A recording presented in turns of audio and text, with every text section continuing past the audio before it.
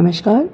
आज की जो मेरी कथा है उसका नाम है प्रायश्चित का फल। जी हाँ, तो कहते हैं कि एक दिन एक संत अपने प्रवचन में कह रहे थे कि अतीत में तुमसे जो भी पाप हो गए हों उनका प्रायश्चित करो और भविष्य में पाप न करने का संकल्प लो।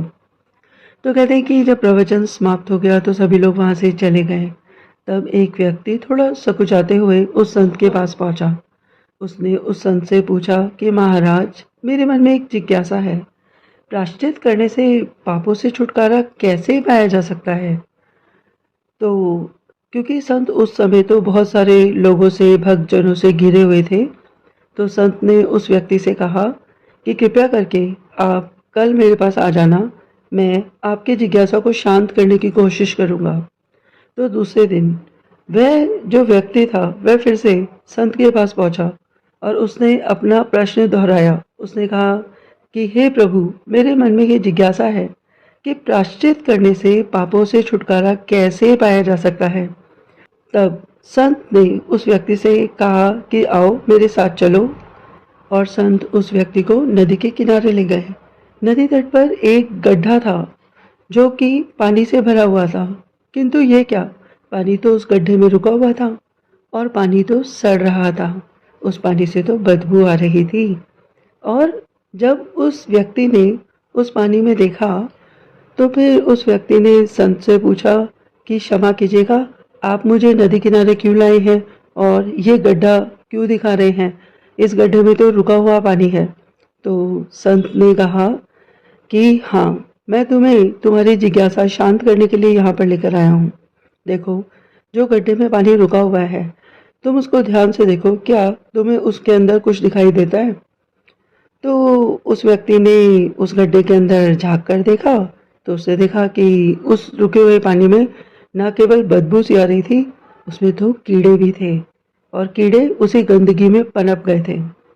तो संत ने उस व्यक्ति से कहा कि देखो, ये जो पानी है ये इस गड्ढे में रुका हुआ है, इसलिए सड़ गया है, इसके अंदर कीड़े ही कीड़े आ गए हैं। उसी तरीके से यदि हम अपने जीवन में कुछ ऐसी बातें करते हैं या फिर कुछ ऐसी घटनाएं याद करते हैं जो बीत चुकी हैं, जिनका अब कोई महत्व नहीं है, किंतु फिर भी हम उनको सदा ही पकड़ के चलते हैं, तो उससे हमारा जो जीवन है वो बहुत ही बेकार हो जाता है और हमारा वर्तमान भी नष्ट हो जाता है। यदि हमें एक अच्छे जीवन की कल्पना करनी है तो जो बीत गया हम उसे भूल जाएं और जो चल रहा है यानी कि जो वर्तमान है उसमें जिए और अपने भविष्य का निर्माण करें।